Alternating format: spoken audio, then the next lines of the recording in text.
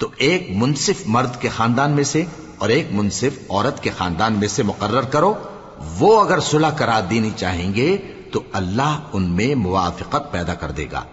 کچھ شک نہیں کہ اللہ سب کو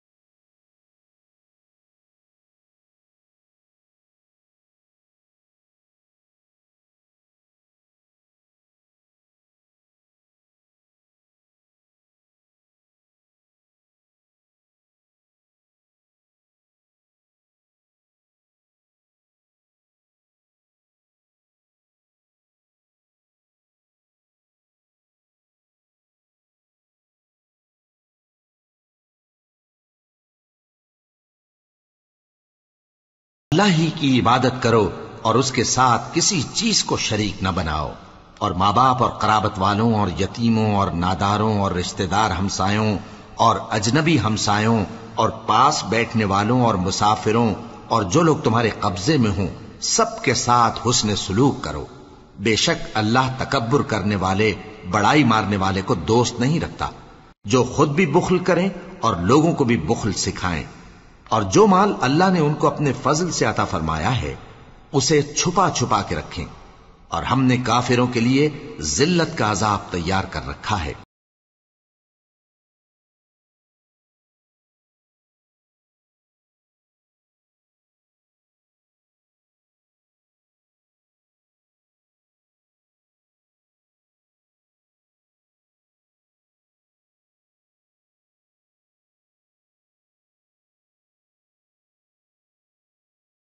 اور جو خرچ بھی کریں تو اللہ کے لیے نہیں بلکہ لوگوں کے دکھانے کو.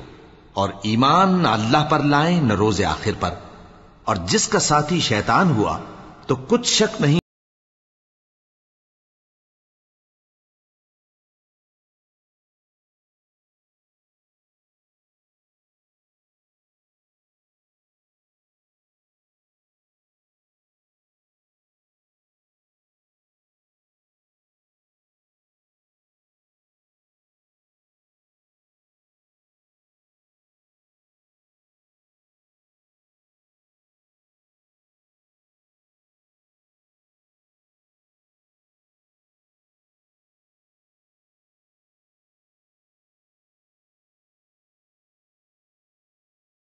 کرتے تو ان پر کیا مصیبت آ پڑتی.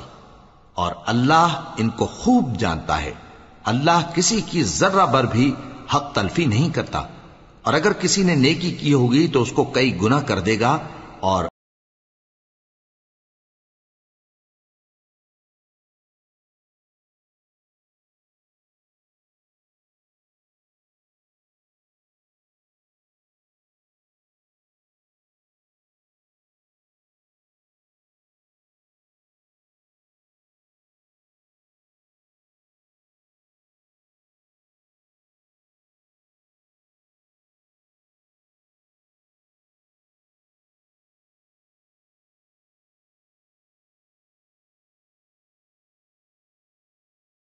اس دن کیا حال ہوگا جب ہم ہر امت میں سے احوال بتانے والے کو بلائیں گے اور تم کو اے نبی صلی اللہ علیہ وآلہ وسلم ان لوگوں کا حال بتانے کو بطور گواہ طلب کریں گے.